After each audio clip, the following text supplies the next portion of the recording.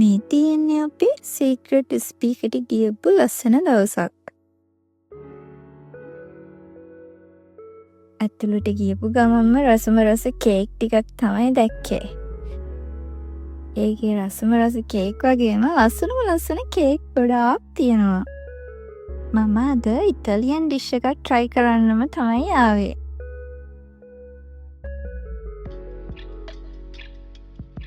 මම choose කරේ cheesy pomodoro pasta එකක්. අපි try කරලා බලමු ඒක මොන වගේ රහක් දෙන්නේ කියලා.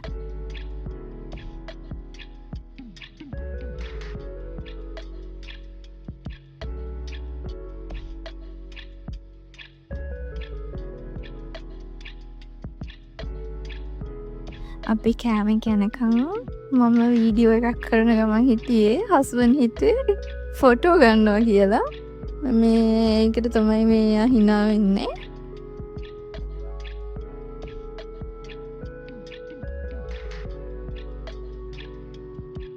හබීගේ මැලේසියන් ඩිෂ් එක ආවා. ඒකත් හැබැයි රස පාටයි. බලමු මගේ එක කොහොම වේද කියලා. ඔන්න මගේ එකත් එනවා.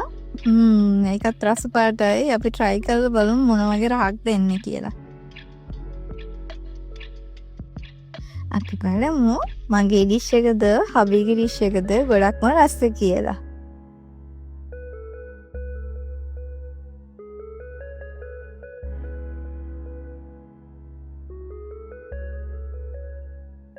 හබී ගත්තේ සෙට් මෙනු එක. ඒකට ග්‍රේවි එකයි, සැලඩ් එකයි, ප්‍රෝන්ස් ඒ වගේම එග් එකකුත් ඇඩ් වෙලා තිබ්බා. එයා නම් කිව්වේ ඒක රසයි කියලා. එයා එතන තිබ්බ ග්‍රේවි එකක් දාලා try කරලා බලුවා. එයා කිව්වා ග්‍රේවි එක දැම්මම තවත් රසයි කියලා. ඉතින් මා try කරලා බලුවා. ඇත්තට මේක මාරම රසයි. ඒක අර මේ ට්‍රැඩිෂනල් ටයිප් එකට හදලා තියෙන. ඒ කියන්නේ මැලේසියාවට ආවේනික විදිහට තමයි හදලා තියෙන්නේ. ඒගොල්ලන්ගේ පෝෂන් එක ඔය වගේ පොඩි ප්‍රමාණයක් තමයි එන්නේ. හැබැයි මේ පොඩි පෝෂන් එකකින් ඇත්තටම බඩ පිරෙනවා.